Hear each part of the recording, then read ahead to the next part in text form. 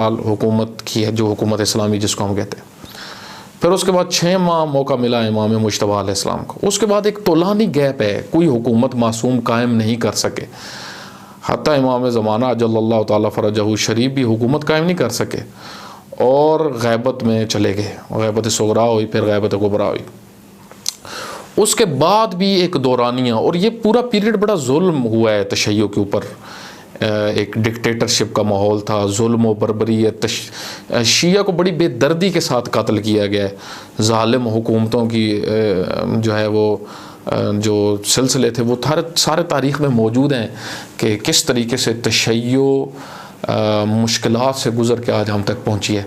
तो इस पूरे पीरियड में वो हुकूमत वाला जो तसव्वुर था वो आहिस्ता आहिस्ता ख़त्म हो गया कि मसलन हुकूमत, शिया का जो नुक्ते नज़र था हुकूमत के मुताल्लिक़ कि हुकूमत कौन कर सकता है और कौन नहीं कर सकता, तो वो आहिस्ता आहिस्ता वो सिलसिला जो था वो रंग सियासी था इस्लाम का, हकीकी रंग सियासी, वो मदम हो गया।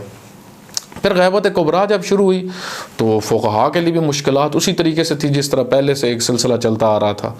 तो इस वजह से फ़ुक़हा ने जो रास्ता इख्तियार किया वो ज़ाहिरन जो था वो ये था कि उन्होंने ये देखा कि अभी तो ऐसा माहौल फ़राहम करना कि हम हुकूमत बनाएं या हाकमियत इलाही हो और फ़क़ीह हुकूमत करे, तो ये तो मुश्किल लग रहा है। तो उन्होंने क्या किया, उन्होंने ये किया कि उन सख्त हालात में किताबें लिखना शुरू की ताकि ये थ्योरी किसी न किसी तरीके से शिया नस्ल तक पहुँच जाए और वो बकाया काम करें। तो इस वजह से उन्होंने थ्योरी, हदीस की किताबें बड़ी तादाद में लिखी गई, रिजाल की किताबें लिखी गई, तारीख़ की किताबें लिखी गई, फ़िक़्ह की कसीर किताबें लिखी गई उन सख्त हालात में।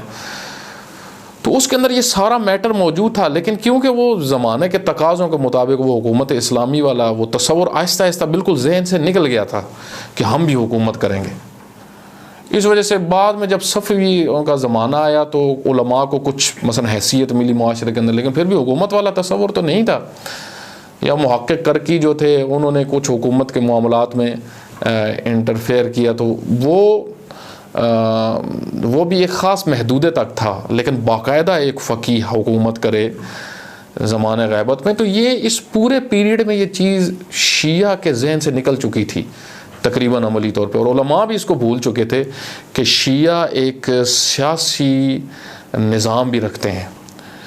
तो अब जब इमाम खुमैनी रहमतुल्लाह अलैह इसको दोबारा आके ज़िंदा करते हैं तो इस इतने लंबे पीरियड में जो चीज़ भूल चुकी थी वो अब शिया को नहीं लगना शुरू हुई, बाज़ उलमा को भी नहीं लगी।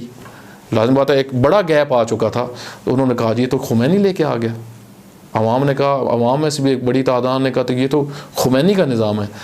तो इमाम खुमैनी रहमतुल्लाह अलैह ने उनको ये समझाई ये बात कि ये विलायत फ़क़ीह उसी विलायत का तसलसल है कि जो रसूलुल्लाह सल्लल्लाहु अलैहि वसल्लम के पास थी, जो आइम्मा अहले बैत अलैहिमुस